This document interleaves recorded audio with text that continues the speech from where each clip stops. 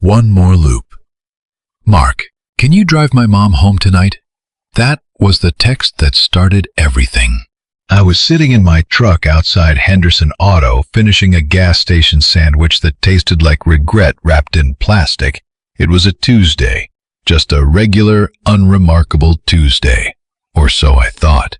My best friend David had sent the message like it was nothing, like he was asking me to grab him a soda from the vending machine.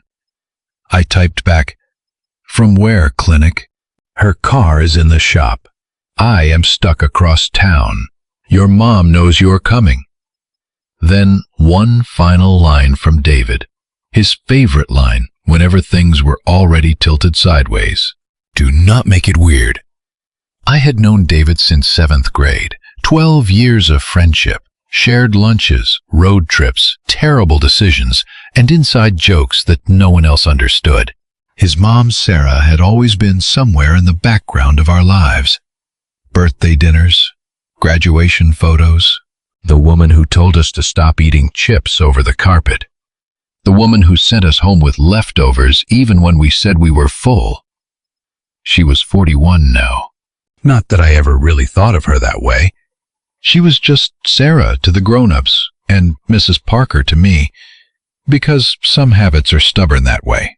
I pulled up outside the clinic a little after 7.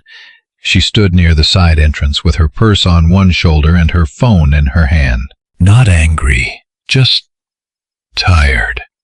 The kind of tired that lives deep in your bones.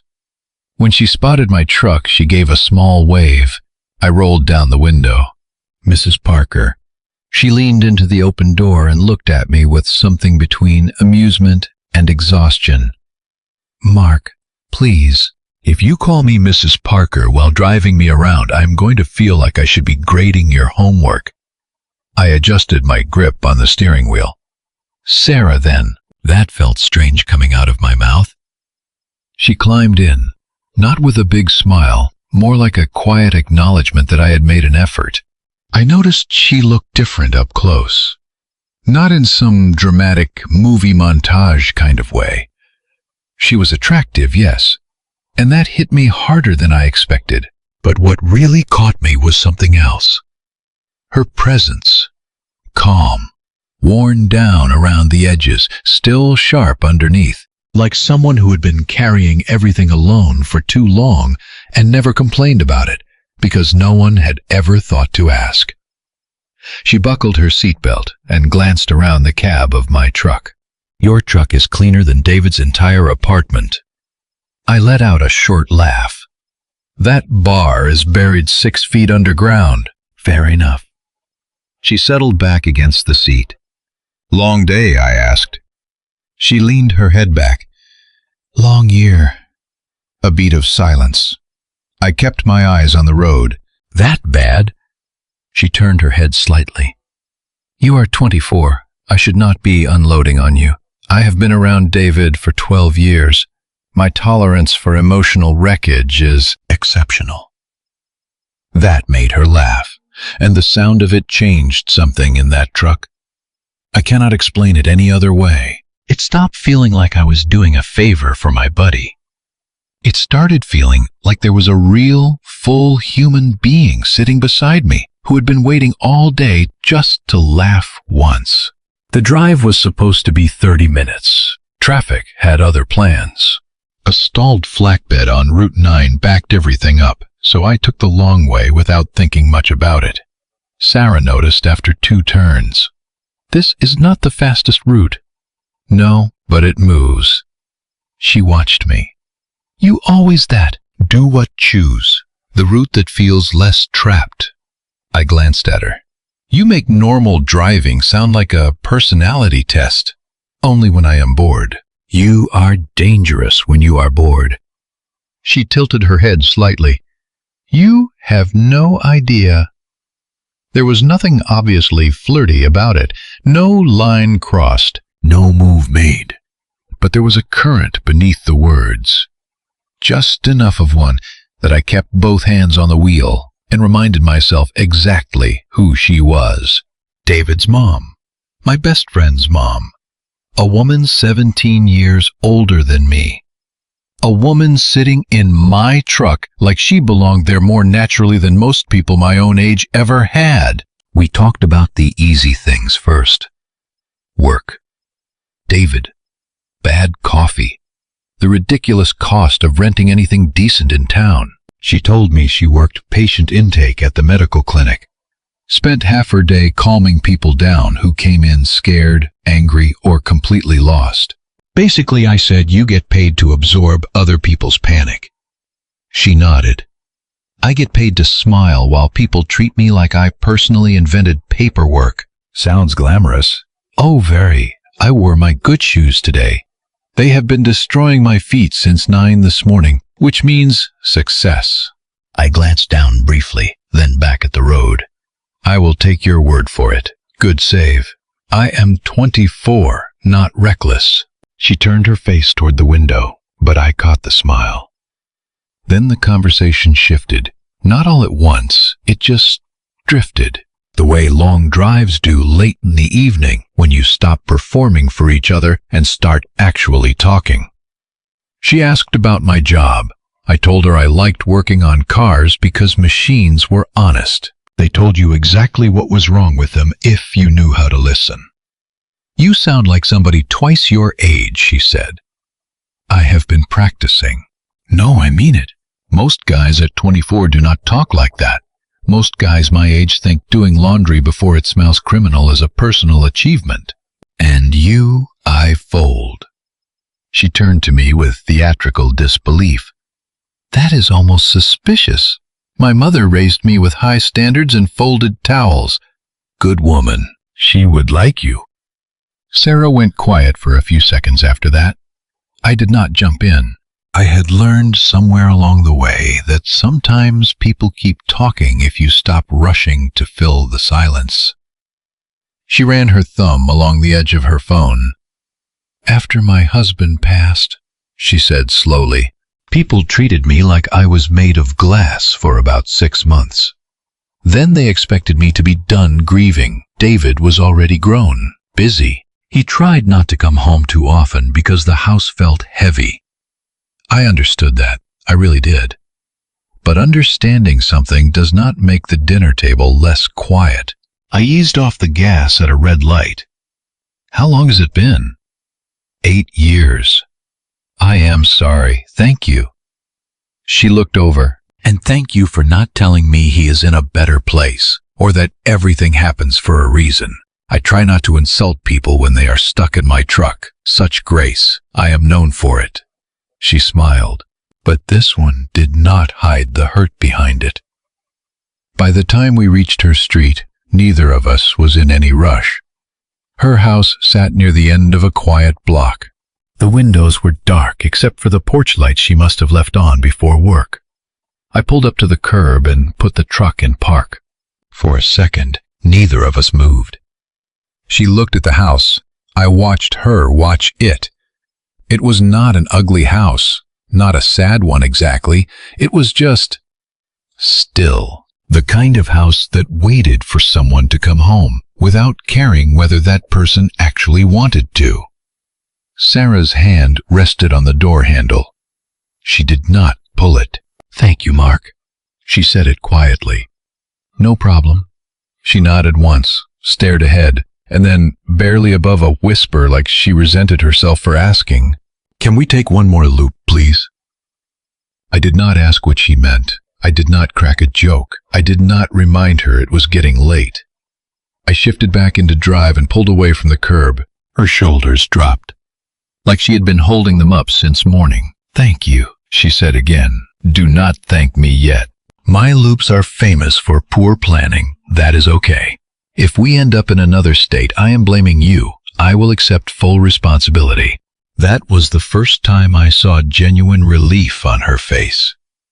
Not happiness exactly, just relief.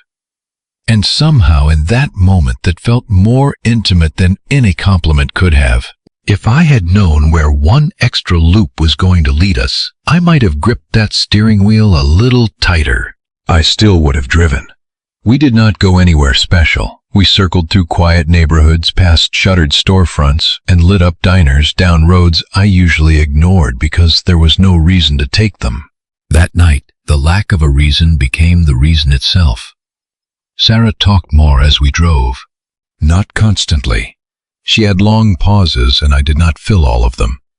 She told me she hated eating dinner standing at the kitchen counter, but did it anyway because sitting at the actual table alone felt too deliberate, too official. She told me David called, but usually while he was doing something else at the same time. He loves you, I said. I know that is not the problem. What is? She was quiet for a moment. He thinks love is checking in just enough to avoid guilt. I let that sit. She glanced over. Too much, no. Accurate. You agree easily. Only when someone earns it. She leaned back against the seat. David said you were dependable. Coming from him, that probably means you own a functioning calendar. He also said you were annoyingly calm. He says that because I do not panic when he creates a problem he could have seen coming from a mile away. That sounds like him. He is my brother in every way except the paperwork. Sarah's smile faded a little.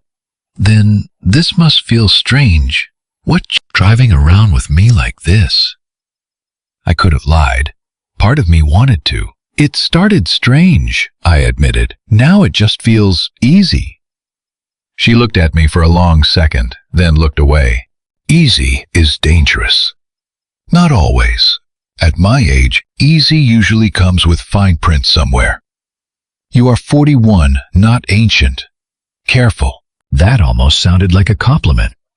It was a correction. Very romantic. I laughed before I could stop myself. I did not say romantic. No, you panicked and switched to correction. She had me there, and she knew it. We stayed out until after midnight, then 1 in the morning, somehow 2. We stopped for coffee at a 24-hour place on Oak Street with fluorescent lighting that made everyone look slightly haunted, and pie that was genuinely decent. I paid because I had stepped into the role of gentleman and had no graceful way out. Sarah raised an eyebrow when I handed my card to the cashier. I can pay for my own coffee, I know that. Then why? Because I am already standing here, and arguing over $4 feels like a terrible use of whatever time we have left on this earth. The cashier behind the counter snorted. Sarah tried very hard not to smile, and failed. You are dramatic for someone so calm, she said when we got back in the truck. I contain multitudes. You contain gas station sandwich and stubbornness, and now coffee. A complete man. We talked until the sky started going pale gray at the edges. I drove her home just after 5 in the morning. In the early light, the house looked less threatening somehow. Still, when I parked, I did not want her to get out. I probably should have worried about that more than I did. She unbuckled slowly.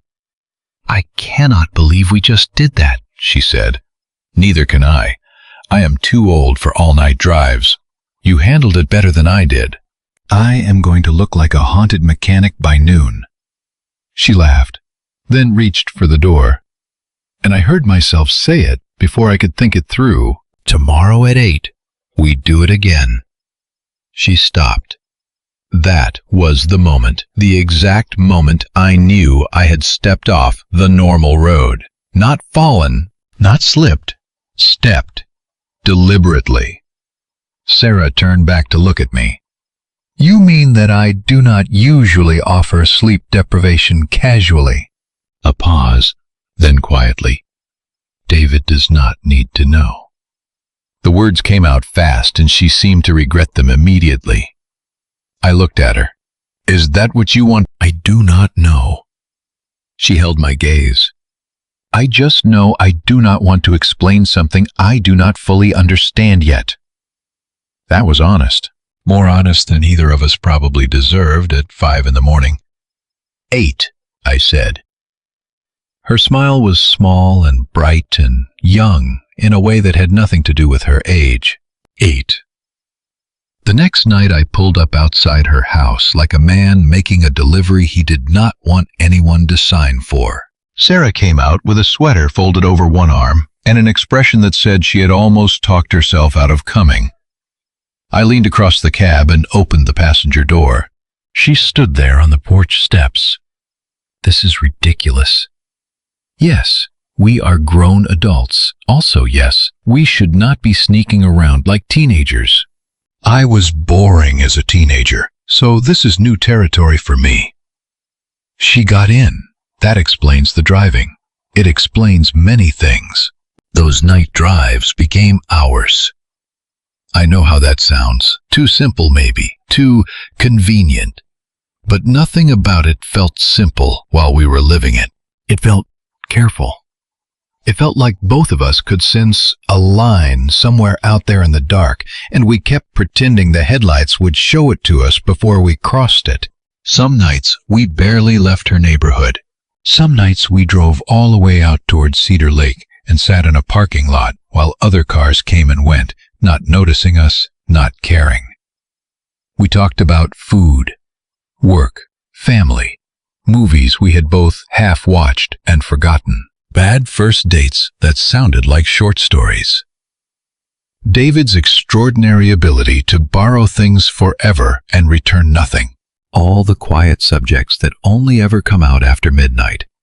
Sarah could be warm one minute and sharp the next.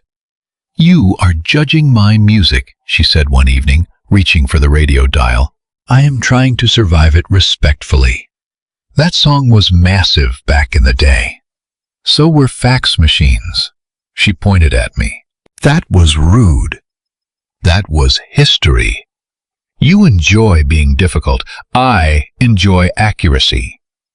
She smiled at the windshield. I missed this. Missed what you... Having someone argue with me over nothing real. Her voice was softer. That is a service I provide. No, you listen first, then you argue. There is a difference. I did not know what to say to that, so I did what any reasonable person would do. Do you want coffee? She gave me a look. Smooth. Very terrible, but smooth. There were moments when the space between us changed, and neither of us named it. Her hand brushing mine when she reached for a napkin. The way she stopped calling me a boy after the third drive. The way she said my name when she was tired. Not loud, not dramatic, just Mark. Like it mattered that I was the one sitting there. And me, I told myself I was being a good friend. Then I told myself I was just lonely too. Then I told myself it was harmless because nothing had technically happened. A man can tell himself a lot of useful nonsense when he does not want to face the truth. The first real turning point came 3 weeks in. I had finished work early, showered, changed my shirt twice like an absolute idiot, and sat on my couch pretending not to watch the clock. At 7:42 my phone buzzed. Sarah. I cannot make it tonight. I am sorry. Clinic emergency. Paperwork disaster. Rain check? I stared at that message longer than a normal person would. I typed back, no problem, deleted it, typed, of course, deleted that too. Finally settled on, handle your chaos. I will be around. She replied with a small heart. Then nothing. 8 o'clock came, 9. My apartment felt louder than it ever had. I tried watching a basketball game. I had no idea who was winning. I tried cleaning the kitchen. The kitchen did not need my emotional support. At 10:30 I grabbed my keys out of habit and stopped at the front door. That was when it hit me. I was not missing the drives. I was missing her. I missed the way she challenged me, her tired laugh, the way I would look over and find her already looking at me, then quickly pretend she had been checking traffic like a very guilty person who was a terrible liar. I sat back down on my couch and said out loud to my empty apartment, well, that is inconvenient. The empty room had no arguments. The next night, I did not wait in my truck. I walked up to her front porch and knocked. Sarah opened the door with her phone in one hand and surprise on her face. Then something close to pleased. Then careful. You usually text, I know. Is everything okay? I took a breath. I am going to say something, and you can tell me I am completely out of line. I will accept it. I will not argue. I will not make it your problem. She opened the door a little wider. I kept going before I could lose my nerve. I am not doing these drives because I am being nice. She went still. I like you. Not as David's mom. Not as someone I am helping out. I like you as a woman. And last night when you canceled, I realized I was not disappointed because my evening changed. I was disappointed because I did not get to see you. She looked down at the phone in her hand like it had become useless. I forced myself to finish. I do not want to hide inside a friendly routine and keep pretending I do not know what this is turning into. She was quiet for a long moment. Then she stepped onto the porch and pulled the door mostly closed behind her. You should not be saying that. I know you are David's best friend. I know you are 24. I can count. That almost got a smile. Not quite. She crossed her arms. You are making jokes because you are nervous. Yes. Good. At least one of us is behaving normally. I nodded toward my truck. Do you want me to leave? No one word. And that one word did more damage to my self-control than anything else she could have said. She looked at me then. Really looked. I canceled last night because I needed to finish the paperwork, but when I got home, I stood in my kitchen and hated every single minute of being there. Not because of the house, because you were not outside. I did not move. She kept going, quieter now. I told myself it was just companionship, that I was lonely and you were kind. Then I told myself I was being selfish. Then I told myself I was imagining things. Were you, no? The porch was quiet. Somewhere down the block, a car door shut. Neither of us looked. I do not want to rush you, I said. You already did, and I'm glad you did. She pressed her lips together, shook her head slowly like she was annoyed at her own honesty. I like you too, Mark. More than I should. More than I know what to do with. That should have been the perfect moment for some smooth cinematic move. I did not make one. I was not that smooth. And for once, I was genuinely grateful for that. So what do we do? I asked. She let out a slow breath. We stop lying to ourselves, that is first. And second, we take one real step. Not a secret loop in the middle of the night. A real step, like what coffee. We have already done coffee. Dinner. Too obvious. A walk. She gave me a look. You are asking a woman on a first date like you are negotiating a parking ticket. I am trying not to make it worse. You are not. She softened just slightly. There is a small place near Riverside Park. Lunch tomorrow. Daytime. No hiding in the truck. Lunch tomorrow. And Mark? Yeah, if you change your mind because this all gets too complicated, tell me straight. Do not disappear on me. I will not change my mind because it is complicated. You do not know that yet. No.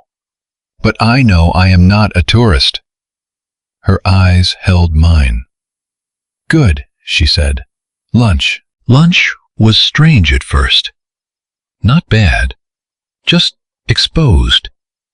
In the truck we had the road, the motion, the dark, the built-in excuse of just driving. In a bright cafe at noon, there were menus and forks and other people, and nowhere to put our hands without noticing them.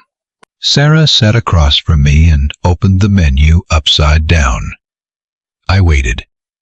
She looked down, sighed, flipped it around, and said without looking up, not one word. I was not going to say anything. You were smiling. My face betrayed me. I will file a correction with my face. She laughed, and the tension between us loosened. We did not hold hands that day. We did not kiss. But when we walked through the park after lunch, she took my arm for exactly 3 seconds while stepping around a muddy patch on the path. She let go quickly. Too quickly. Then 10 steps later she took it again and did not explain why. After that came more dates. A movie neither of us could recall the plot of afterward.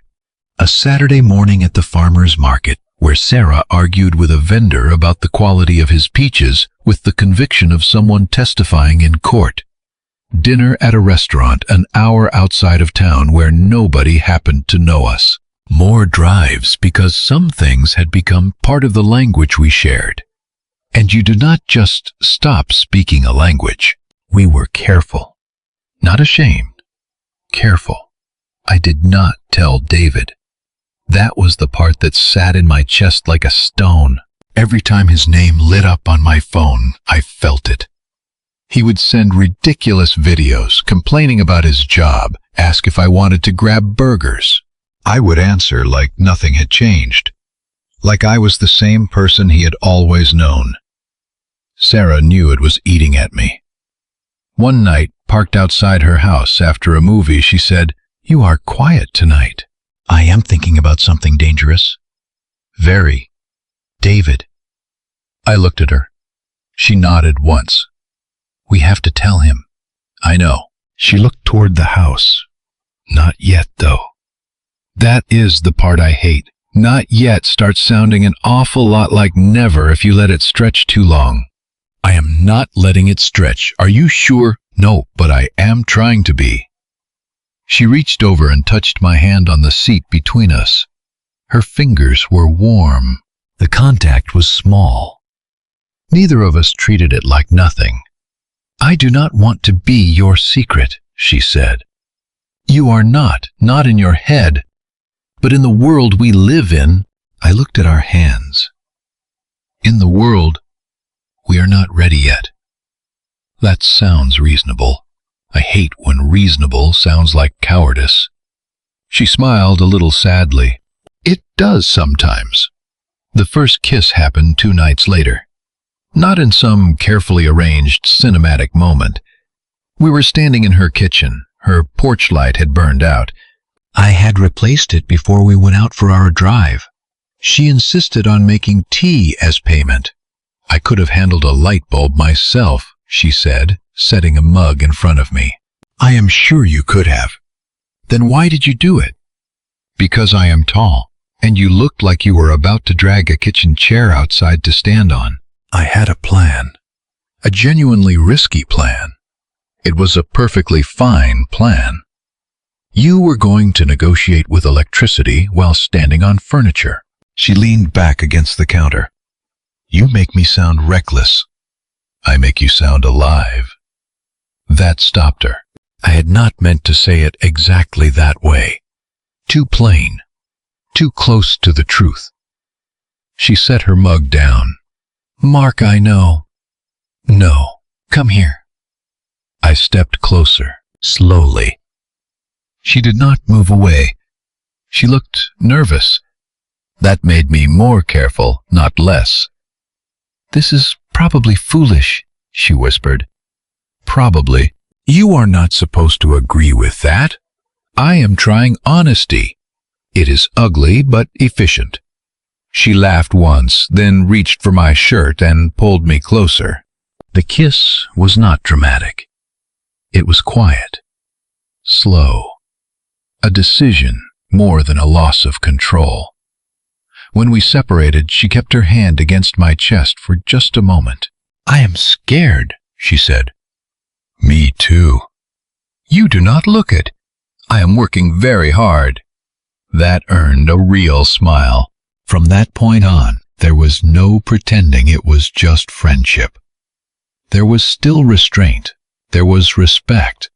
There were doors we did not rush through because both of us understood the cost of rushing. But the relationship was real. And real things leave tracks in the world whether you mean them to or not. David found out on a Saturday afternoon. He had told me he was busy that day. So Sarah and I went to a park 2 towns over. We walked, got coffee, sat on a bench in the afternoon sun, and talked like people who were finally done editing themselves. I had my arm resting along the back of the bench. She was close enough that her shoulder touched mine. Then I heard a voice. No way. I looked up. David was standing on the path maybe 10 feet away, holding a takeout bag, staring at us like his mind had simply refused the image in front of it. Sarah moved first. She sat up straight. David. He looked at her, then at me, then back at her. What is this? I stood. David. He held up a hand. Do not start with my name like you are about to fix my brakes. Sarah rose beside me. We should talk somewhere private. Private, he laughed. One sharp, humorless sound. That is rich. Keep your voice down, I said quietly. His eyes snapped to me. You do not get to tell me anything right now. Fair, but do not make a scene around your mother. My mother? He stepped forward. You mean the woman you have been sneaking around with? Sarah's face tightened. David, how long? Neither of us answered fast enough. His jaw set. How long? A few weeks, I said. A few weeks. He nodded like he was chewing on something bitter. And neither of you thought to mention it. We were going to tell you, Sarah said. When, at Thanksgiving, pass the potatoes, everyone. By the way, my best friend is dating my mom. A couple walking by slowed down. I gave them a look. They kept moving. David's voice dropped, but the heat behind it did not. You were at my apartment last week. I know. You sat on my couch. We watched the game. You acted completely normal. I did not know how to say it yet. There is no clean way to bring something like this up. Sarah stepped toward him. David, I am sorry you found out like this. You are sorry I found out. Great. No, I am sorry we hurt you. You did not hurt me. You made me look like an idiot. That line told me more than he probably meant to reveal. Sarah heard it too. This is not about how you look. It absolutely is when my best friend is with my mother and I am the last one to know. His voice cracked slightly on the last word. No one else knows, I said. He gave me a flat look. That is supposed to make it better? No, it is just true. He shook his head and backed away. I cannot even look at either of you right now. Sarah reached toward him. David, please. He stepped back like her touch would burn him. You want to be with him? Fine. But understand me. If this continues, do not call me. Do not text me. Do not expect me at your door. I am done. Her face changed. The hurt hit her visibly. Do not say that. I mean it. No, you are angry right now. I mean it. His voice went flat and cold. Him or me? I looked at David, felt the pull of 12 years, his couch, his jokes, his family at the holidays, his father's funeral where we stood side by side because that is what you do. Then I looked at Sarah, and I saw something worse than fear on her face. I saw her already choosing pain because it was familiar, because it felt safer than asking for something she thought she did not deserve. David, I said, do not put that on her. He turned to me. You do not get a vote. I am not asking for one. Good. Sarah barely spoke. I need to go. I moved toward her. Sarah. She looked at me, and I knew before she said it.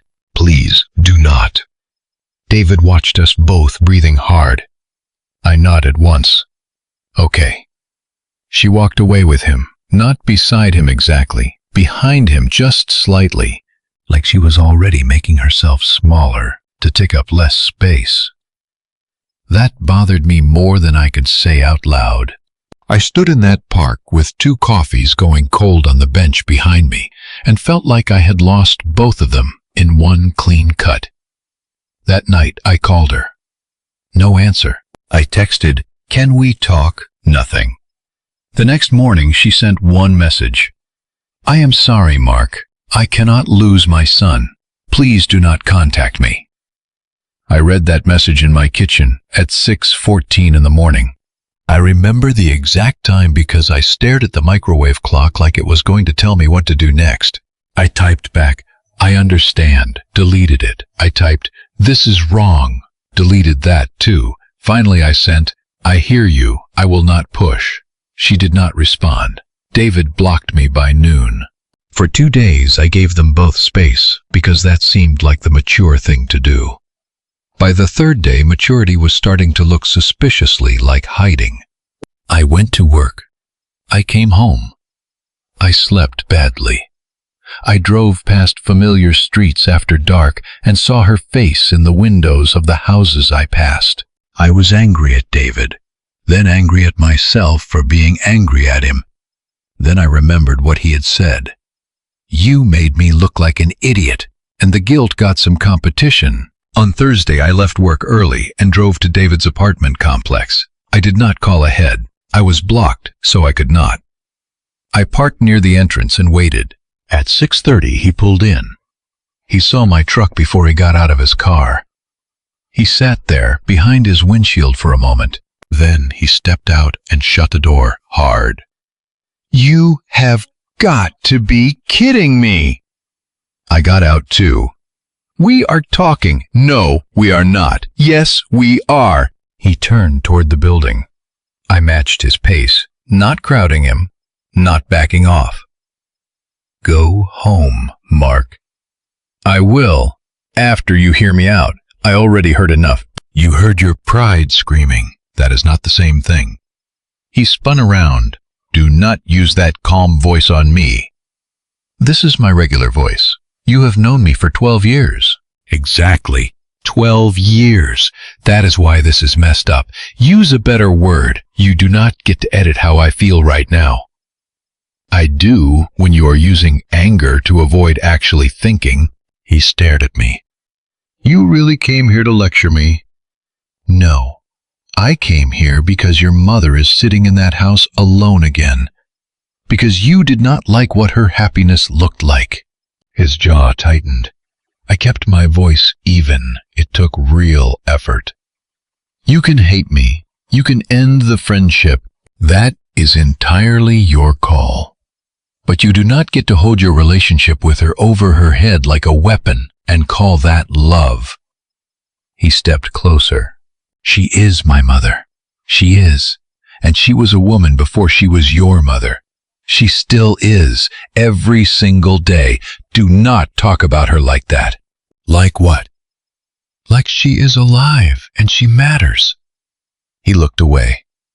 That was the first crack. I pushed, because I had come too far to soften it now. 8 years, David. 8 years in that house after your dad died. You moved out. You built your life. That was right. That was exactly what you should have done. But do not stand here and act like calling her twice a week gives you ownership over what she does with the rest of her life. You think I do not care about her? I think you care. I also think you got comfortable with her being exactly where you left her." His face hardened, but he did not walk away. "She told you that, no? She did not have to. Convenient. You know it is true." He laughed without any humor in it. "And you what? Are you the hero now?" "No." "Then what are you?" I looked him in the eye. "A man who loves her." Saying it out loud to David felt like stepping into traffic. But there it was, out in the open. No joke to hide behind, no softer way to put it. David stared at me. "You love her?" "Yes." "You expect me to just be okay with that?" "No. I expect you to be angry and confused and maybe disgusted for a while. I can live with that." "How generous of you." But I will not accept you punishing her because you cannot process what you feel right now. He pointed at me. You lied to me. Yes. That stopped him. I nodded. I did. I should have told you sooner. I stayed careful until careful became dishonest. That part is on me. He blinked, like he had braced for excuses and did not know what to do when none came. But my mistake does not make your ultimatum right, I continued. She chose me, then she chose fear. His face shifted, not enough to forgive me, but enough to actually hear me. You think she wanted to cut me off, I asked. You think that message sounded like someone who was free to— He did not answer. I stepped back slightly. You know me. You know what kind of man I am. If you genuinely believe I am using her, say it. If you think I would hurt her for fun, look me in the eye and say it. If you think I am some passing distraction, say it. David swallowed. Nothing. Exactly, I said. He looked toward his building. This is messed up. Yeah, it is not neat. She is my mom. I know. You are supposed to be my best friend. I know that too. You have no idea how this feels. No, I do not. But you have no idea how it felt watching her stare at that dark house, like going inside was a punishment. He looked at me. I said it quieter. She asked me to take one more loop, David. That is how this started, not with some plan, not with disrespect. She just did not want to go home yet. His anger did not vanish after that, but it drained, slowly, like something that had been wound too tight, finally releasing the pressure. He sat down on the low concrete wall near the walkway. I stayed standing. My dad would hate this, he said. You do not know that. I do. No. You know you hate imagining her with someone who is not him. That is a different thing. He rubbed both hands over his face. I hate you right now. That is allowed. You are being annoyingly reasonable about everything. I have had practice. He smiled. Just barely. It died fast. But I saw it. We were quiet for a long moment. Then he said, Did she really look that bad? I nodded. Lonely. Not weak, not dramatic. Just lonely in a way that had gotten into her bones. He stared at the pavement. I thought if she needed me, she would say something. She is your mother. She spent your entire life not making her needs your job. He stood slowly. I need to go talk to her. Yes, and you need to stay out of it. I will. He gave me a sharp look. Can you actually do that? I came here to get you to talk to her.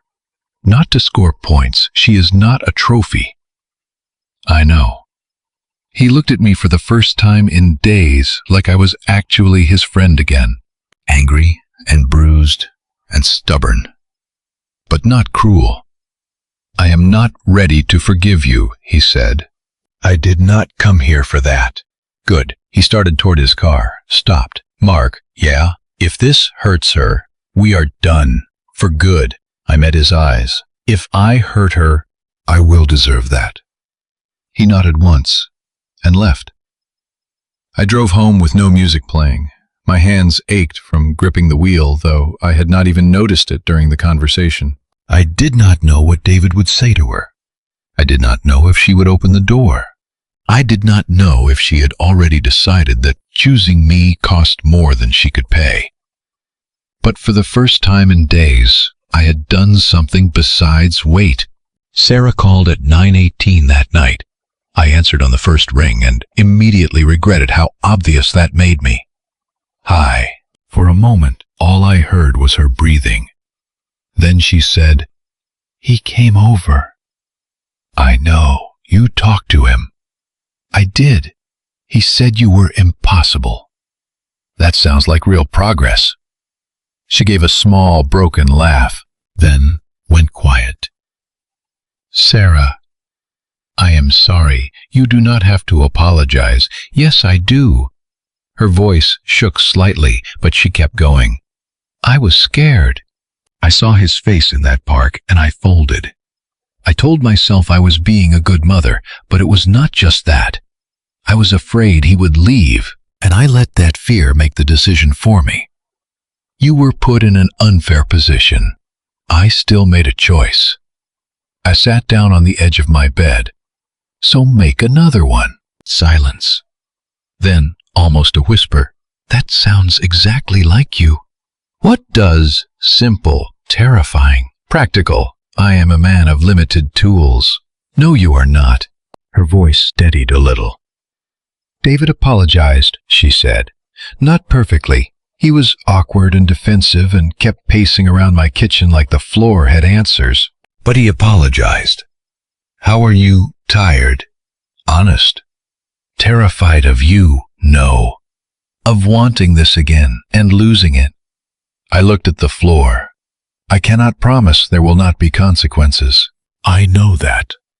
I cannot promise David will ever be fully comfortable. I know that too. But I can promise I will not treat you like something I am ashamed of. She was quiet long enough that I thought the call had dropped. Then she said, Come over. I was already on my feet. Yes, unless you need to negotiate with your schedule. I am already moving, Mark. Yeah. Do not speed. I was not going to. You absolutely were. I will speed emotionally. That is not a thing. It is tonight. When I pulled up to her house, the porch light was on. She opened the door before I even knocked. She looked like she had been crying, but she also looked present in a way I had not seen before. Not fixed, not magically whole again, just standing in her own doorway like she had decided it belonged to her. I did not step inside right away. You sure? I asked. She nodded. I am sure. I do not want you choosing me just because David backed down. I am not. I do not want to be the reason you lose him. You are not. His fear was the reason. Mine was. We are working through it. That sounds messy. It is.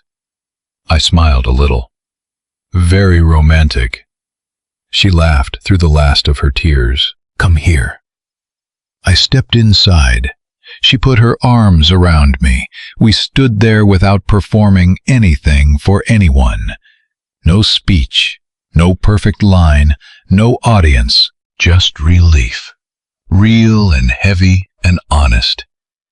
After a moment, she pulled back and looked at me. I love you, she said. I should have said it before everything fell apart. I shook my head. You said it now. And you, I told David before I told you. Her eyebrows went up. That is deeply inconvenient timing. I know. Poor planning on my part. Say it properly. I held her gaze. I love you. She closed her eyes for half a second, then opened them. I laughed. You are demanding. I have had a very hard week. I love you better. She smiled. David did not become thrilled overnight. I want to be clear about that, because I do not like lying at the end of a story just to make it prettier. The first dinner the three of us had together afterward was uncomfortable enough to count as cardio. Sarah cooked because she needed something to do with her hands. David sat across from me like he was still deciding whether to accept the situation or throw a dinner roll at my head. I would have accepted either, honestly. Sarah set down the plates. Nobody is required to enjoy this. Everyone is required to behave. David looked at me. She means you. I pointed at myself. I am a guest and a delight. Sarah gave me a warning look. Mark. Behaving, yes. David looked down at his plate, then muttered almost under his breath. The potatoes are actually good. Sarah froze for just a moment. Thank you. It was small. Embarrassingly small. But it mattered. Later, when Sarah stepped into the kitchen, David and I were left alone at the table. He did not look at me when he spoke. I am still angry. I know. I do not know how long that will last. Take whatever time you need. That makes me want to stay angry longer. I will try to be less supportive. He looked at me then. Do not be weird around her in front of me. Define weird. Mark. Okay, fair point. And do not disappear on her. I will not. He nodded, then said quietly, She seemed better tonight. She is better when you are in her life. His face tightened. He did not push me on it. Over the months that followed, we did the real work, the kind that movies skip over because it is not clean or satisfying to watch. Sarah and David had hard conversations without me in the room. I gave them the space they needed and held my ground when my relationship with her deserved to breathe. David and I did not go back to exactly what we were. We could not. But we built something different, more honest, less lazy. He stopped acting like friendship meant he could sidestep uncomfortable truths. I stopped acting like loyalty meant silence. Sarah changed too. She stopped apologizing for being happy. Not all at once. Some days she would still pull her hand away in public if someone looked too long. Some days she would ask me, Are you tired of explaining me yet? And I would say, I have not started. She would roll her eyes and call me impossible. The first time she introduced me to someone not as David's friend, not as someone helping her with something, but as the man in her life. I felt that in my chest, right at the center of it. We still drove at night. Not every night. Life got busy the way it does. Schedules filled up. David started coming over on Sundays. Sarah and I found routines that did not require the cover of darkness. But every so often, after dinner or after a long week, she would stand near the front door with that particular look on her face. I would grab my keys. You did not even ask, she would say. You have a face. I did not have a face. You absolutely have a one more loop face. That is not flattering. It is accurate. About a year after that first drive, Sarah moved into my place while we looked for somewhere to buy together. Not because we needed some neat ending, but because her house had become too big and my apartment had become too small for the life we were actually living. David helped carry boxes. He complained the entire time, which was how I knew he was mostly okay. He picked up one box and looked at the label, kitchen stuff. Why does this weigh so much? Sarah called from down the hall. Because I own plates, David. You own bricks shaped like plates. I took the box from him. Careful, that is your inheritance. He looked at me. You are not allowed to make inheritance jokes. Sarah walked in and pointed at both of us. No arguing near the fragile items. David looked at me. She means you. I nodded. I remain a guest and a delight. Sarah smiled despite herself. Unfortunately, yes. That night, after David left, Sarah and I sat on the floor eating takeout because we could not find half the kitchen. She leaned against my shoulder, tired and quiet. Was it worth it? She asked. I looked at her. The boxes, she gave me a look. I knew exactly what she meant. I thought about the park, the blocked calls, David's face outside his apartment, her dark house, my fear of losing the life I had, her fear of losing the only family she had left. Yes, I said, not easy, but worth it. She nodded. I think so too. You think I know. She took my hand. I just like making you work for it. Cruel woman. You survived. I am very brave. You are very stubborn. That too. She laughed, and it sounded nothing like relief anymore. It sounded like happiness that had finally stopped asking permission to exist. We bought a small house 6 months later. Nothing fancy, good yard, a garage for my tools, a kitchen Sarah claimed before I had even finished unlocking the front door. I moved up at the shop and eventually helped open a second location with my boss. Sarah transferred to a smaller clinic where they treated her like a human being rather than a machine with a smile stapled to it. We made friends who knew us, not as a story, not as something that required explaining. David came around slowly, not perfectly. Some days still awkward, some jokes still landing sideways. But he brought groceries when Sarah got sick. He called before showing up. He asked me to help him with things around his apartment and actually returned my tools. In David's emotional language, that was significant growth. One Sunday, he was standing in our driveway watching Sarah laugh at something I said while she watered the planters on the front steps. He looked at me and shook his head. Still weird, I shrugged. Still your problem. He stared at me, then laughed. Yeah, I walked right into that. He nodded towards Sarah. She is happy? Yes. Do not ruin it. I will not. He looked at me for a long second. I know. That was the closest thing to full forgiveness I ever needed. Sometimes people ask me whether the age difference started to matter more once the drama settled and real life took over. Once it was just the two of us being ordinary people in an ordinary house. The honest answer is that real life made it matter less, not more. Bills showed up, work got tiring. David annoyed both of us on a rotating schedule. Sarah stole the good side of the bed without any visible guilt. I left tools on the kitchen counter and got the look. We argued about groceries, vacation timing, and whether I drove too fast on neighborhood streets. In other words, we became normal. And after the way everything started, normal felt like winning. I am not going to tell you that love fixes loneliness in one clean move. It does not.